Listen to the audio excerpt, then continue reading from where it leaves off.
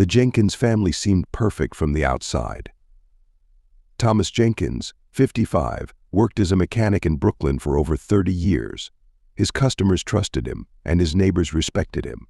He lived with his wife Denise in a modest house where they had built their life together. Their marriage was strong, or at least that's what everyone thought. Everything changed when Alicia moved in with them.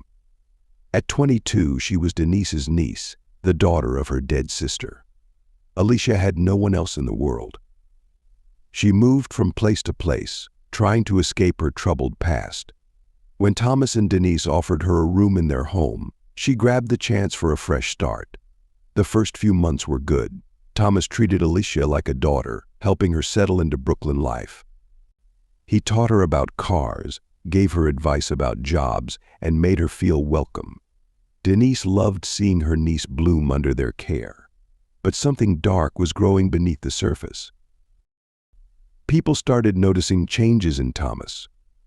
The man who used to come straight home after work now took long drives alone. He disappeared during lunch breaks, sitting in his car and talking on his phone for hours. His eyes looked distant, like his mind was somewhere else. Nobody knew why, not even Denise. The truth was worse than anyone could have guessed. Thomas and Alicia had crossed a line that could never be uncrossed. It started with innocent talks late at night when neither could sleep. Thomas listened to Alicia's problems. She told him about her lonely childhood, her failed relationships, her dreams for the future. He understood her in a way no one else did. Alicia saw Thomas differently too. He wasn't just her uncle anymore. He became her protector, her confidant, the one person who truly cared. Their late-night talks turned into secret meetings. Innocent touches became something more. They both knew it was wrong, but they couldn't stop. The affair consumed Thomas. He became jealous and possessive, always worried someone would find out. His love for Denise faded like an old photograph, replaced by an obsession with Alicia. He bought her expensive gifts he couldn't afford, jewelry, clothes, anything to keep her close. When Denise asked about the missing money, he made up lies about car repairs and medical bills. Alicia changed too. The quiet girl who arrived with nothing now wore designer clothes and gold bracelets. She disappeared for days, telling her friends she was visiting family. But she was really with Thomas, hidden away in cheap motels where no one would recognize them. Her roommates worried about her, but she pushed them away. The secret was like a wall between her and the world. Denise wasn't stupid. After 30 years of marriage, she knew when something was wrong. Thomas barely looked at her anymore. He stopped kissing her goodnight. When she tried to talk about their problems, he blamed work stress or said she was imagining things. But the truth was written in his eyes. He didn't love her anymore. The discovery happened on a Tuesday night. Denise couldn't sleep, so she checked Thomas's phone while he was in the shower. Her hands shook as she read the messages. Hundreds of them, all to Alicia. Love messages. Secret meeting plans. Pictures she could never unsee. Her husband and her niece. The two people she trusted most in the world had betrayed her.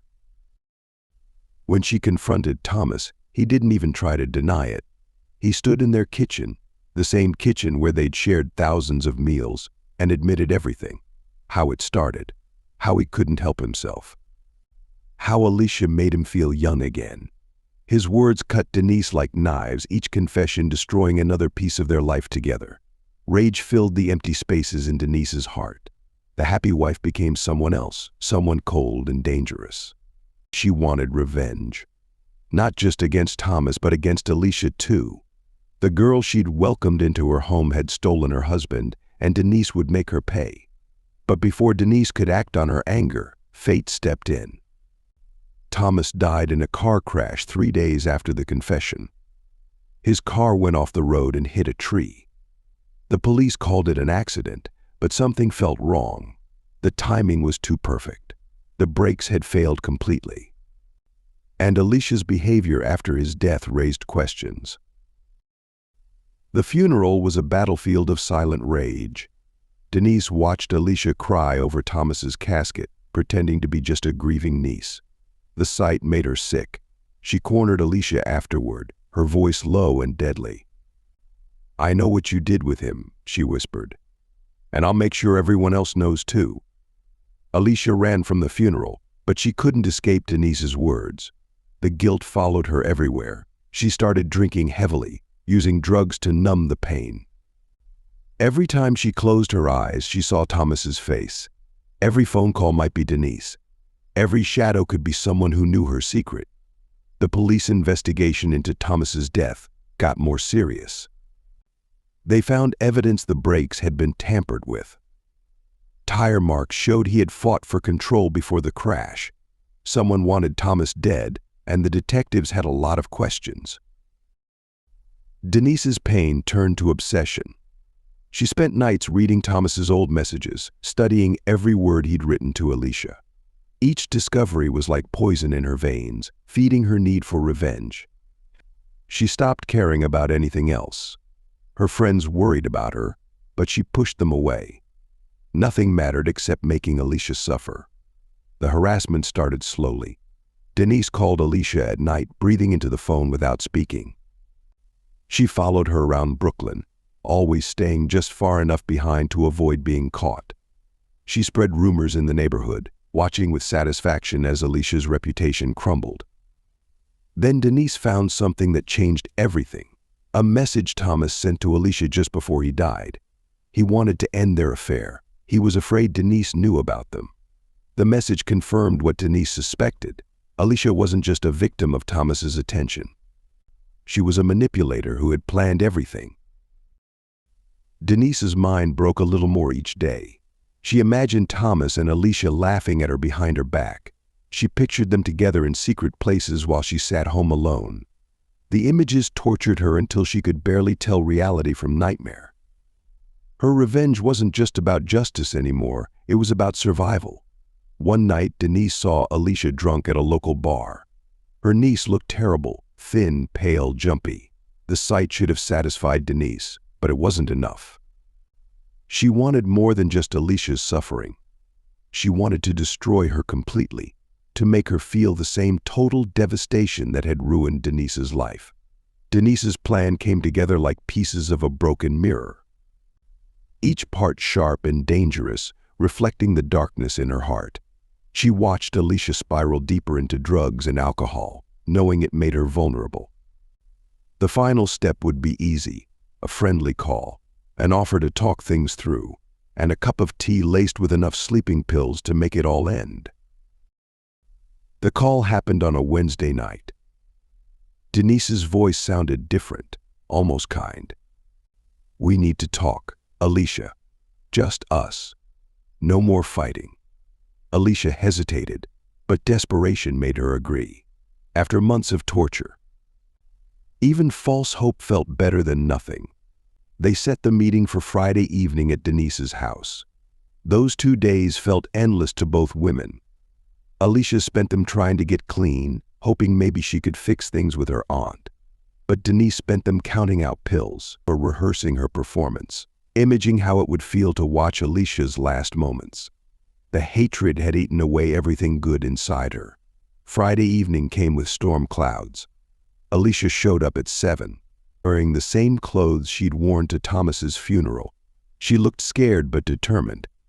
Denise welcomed her with a smile that didn't reach her eyes. The house smelled like chamomile tea and something else, something old and sad. They sat in the living room where Thomas used to watch TV. Family pictures still hung on the walls, but Denise had turned them all face down. She poured tea into Thomas's favorite cups, regular for herself, spiked with crushed pills for Alicia. Her hands didn't shake at all. "I miss him too," Alicia said, taking the cup. The words hit Denise like a slap. How dare she talk about missing Thomas? But Denise kept her mask in place, watching as Alicia sipped the poisoned tea. It wouldn't be long now. But then Denise's phone rang. The detective's number lit up the screen. She almost ignored it, but something made her answer. The detective's voice was urgent, excited. They'd found new evidence about Thomas's death. Alicia's fingerprints were all over the brake lines of his car. Text messages showed she'd become obsessed, dangerous. The truth hit Denise like a thunderbolt. Alicia hadn't just had an affair with Thomas, she'd killed him. When he tried to end things, she made sure no one else could have him. The detective kept talking, but Denise barely heard him. She stared at Alicia, slumped now in Thomas's chair, getting sleepier from the drugged tea. Denise's plan shifted in an instant. Death was too easy for a murderer. She wanted Alicia to face justice, to let the whole world see what she'd done. Her fingers shook as she dialed 911. "Please help," she cried, her voice full of fake panic. "My niece took too many pills. She's unconscious. Please hurry." The paramedics arrived fast, their sirens splitting the quiet neighborhood. They rushed Alicia to the hospital, pumping her stomach, fighting to save her life. Denise followed in her car, tears running down her face. But they weren't tears of regret, they were tears of triumph. Everything was falling into place. Alicia survived, but woke up to a nightmare.